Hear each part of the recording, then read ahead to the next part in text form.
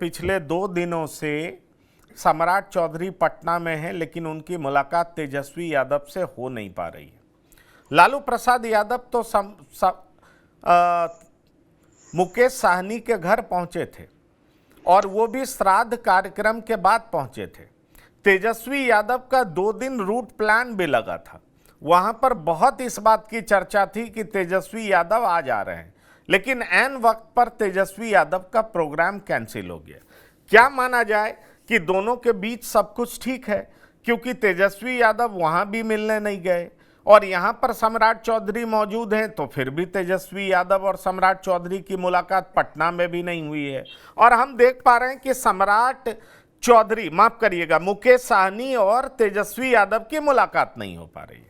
हम देख पा रहे हैं विजुअल में कि मुकेश साहनी के इर्द गिर्द एनडीए के नेता बहुत पहुंचे हुए हैं।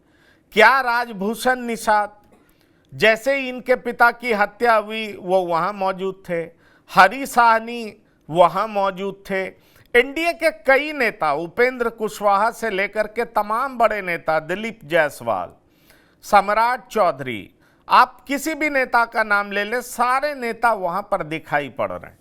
लेकिन आरजेडी की तरफ से श्राद्ध कार्यक्रम के बाद अगर कोई पहुंचता तो लालू प्रसाद तो पहुंचते हैं, वो भी बीमार लालू प्रसाद जाते हैं, लेकिन माफ करिएगा,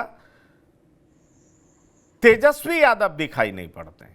इसका मतलब क्या निकाला जाए कि दोनों के बीच सब कुछ ठीक है? नहीं, देखिए, जिस तरह से एनडीए के नेताओं मुकेश साहनी के पिता की हत्या के बाद जो सक्रियता दिखाई, जेपी नड्डा जो राष्ट्रीय अध्यक्ष हैं उन्होंने बात की, कैसे अमित शाह जी की उनसे बात हुई, और राजभूषण निषाद जो पहले इन्हीं की पार्टी के कोषाध्यक्ष थे, जिनको इस बार पार्टी ने मुजफ्फरपुर से चुनाव लड़ाया, भारतीय जनता पार्टी ने, और वो चुनाव जीत भी गए। तो राजभूषण निषाद, हरी साहनी से लेकर के सम्राट चौधरी और जीवेश मिश्रा, सब लोग आपको दिख रहे हैं। यहाँ तक कि जो निषाद समाज के नेता जो जेडीयू के भी हैं, अरविंद निषाद और भी कई लोग, वो भी मुकेश साहनी जी के गांव गए और उनसे मुलाकात।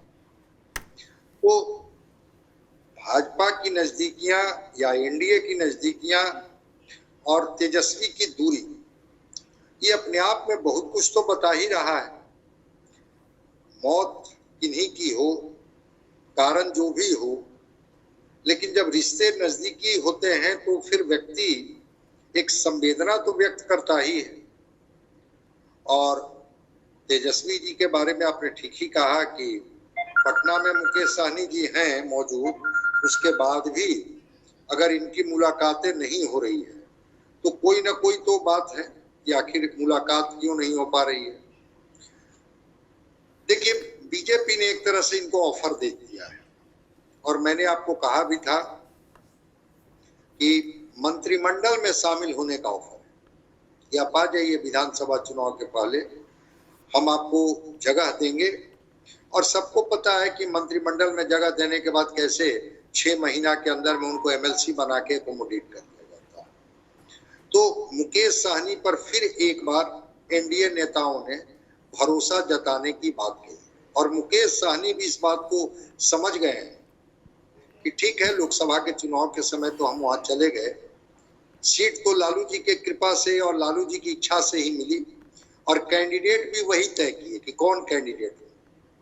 लालू प्रसाद जी तो डैमेज कंट्रोल करने के लिए गए थे कि लगा कि किस तरह से जो आरोप लगते रहे हैं आरजेडी पर, कि कैसे आरजेडी किसी के दुख की घड़ी में अपने को किनारे कर लेती है, और जब पारिवारिक मामला होता है तो कैसे फिर एकजुट हो जाती है।